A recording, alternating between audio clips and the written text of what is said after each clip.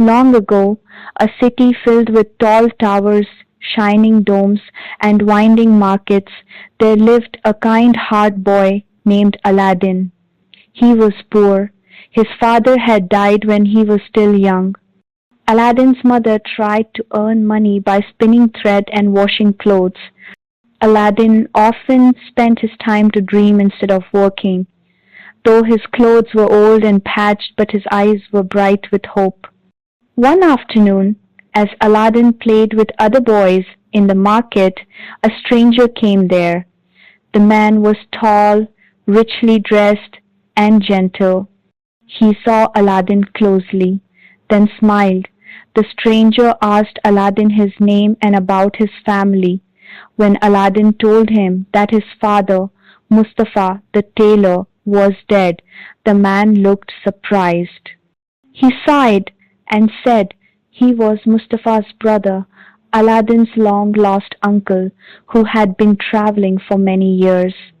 For several days, the false uncle visited often. He brought Aladdin gifts and spoke kindly to his mother.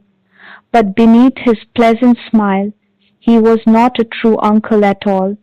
He was a magician from a distant land who had studied the stars and learned of a hidden treasure deep beneath the earth, a treasure that could only be reached by a boy named Aladdin, pure of heart and poor of fortune.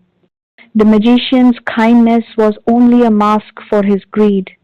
When the time was right, the magician told Aladdin he wished to take him on a short journey outside the city to show him something wonderful. They set out together early in the morning and walked for many hours. The city disappeared behind them. They reached a lonely place surrounded by stones and dust. The magician gathered dry sticks and lit a small fire and spell in an ancient language soon. Aladdin saw a large round stone in the earth with a brass ring fixed in its center. Aladdin stepped back, but magician explained, beneath that stone there lay a secret chamber. Only Aladdin could open it, for destiny had chosen him. Magician gave him a silver ring. When he pulled the ring, the heavy stone lifted easily. Beneath it, a dark stairway led down into the earth. Taking a deep breath, Aladdin descended. The passage opened into a vast underground garden where trees glittered with bright fruits, rubies, sapphires, emeralds, and diamonds. He passed through the garden and came at last to the stone table where an old brass lamp stood covered in dust.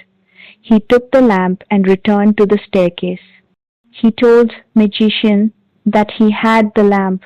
Magician asked to handed it up to him, but Aladdin said, "First help me to come up." But magician only wanted the lamp. He became angry and shouted, "Give me that lamp." Aladdin hesitated. He feared something was wrong. He refused to hand over the lamp until he was safely out. The magician muttered a curse. The stone doorway slammed shut, trapping Aladdin inside. Aladdin screamed. Hours passed. Exhausted and hopeless, Aladdin sat down and wept. As he rubbed his hands with that lamp, the cave filled with a bright smoke. A deep voice echoed through the darkness. "What is your wish, master of the lamp?" Terrified, Aladdin fell to his knees. "Please," he cried, "take me home." There was a rush of wind and a flash of light, and in the next moment, Aladdin found himself at home. Aladdin and his mother examined the lamp curiously. "It's old and dirty," she said. "We might sell it for a little money if we clean it first." She took a cloth and began to rub the lamp. A great cloud of smoke filled the room, and a huge figure appeared and rolled like thunder. "What is your command, O master of the lamp?" he said. Aladdin whispered, "Bring us food." A moment later, the table was covered with plates of silver and dishes filled with meats, fruits, and sweet cakes. From that day forward, Aladdin and his mother never went hungry again. Whenever they needed something, Aladdin rubbed the lamp, and the genie appeared to grant his wish. Slowly, their small house became comfortable and fine. Years passed, and Aladdin grew into a strong and handsome young man. One day, as Aladdin walked through the market, he saw the Sultan's daughter, Princess Badrul Badur. She was the most beautiful woman he had ever seen. From that moment, Aladdin's heart belonged to her. He returned home and told his mother he wished to marry the princess. She decided to help his son, so she carried a basket filled with gold and jewels, gifts to speak to the Sultan. The Sultan was astonished when he saw the gifts. Never had he seen such treasures. He told Aladdin's mother that if her son could build a palace as splendid as his own, he would gladly give the princess in marriage. When Aladdin heard this, he called upon the genie and said, "Build me a palace worthy of a princess, walls of marble, windows of crystal, and gardens filled with fountains." That very night, the genie built the palace.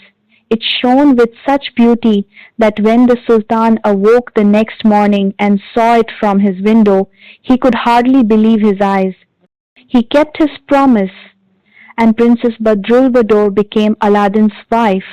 Aladdin loved her deeply and treated her with respect and kindness. The Sultan was proud of him, but far away, the magician learned of Aladdin's success. He burned with jealousy. He vowed to get the lamp back. Dressed as a poor peddler, the magician returned to the city.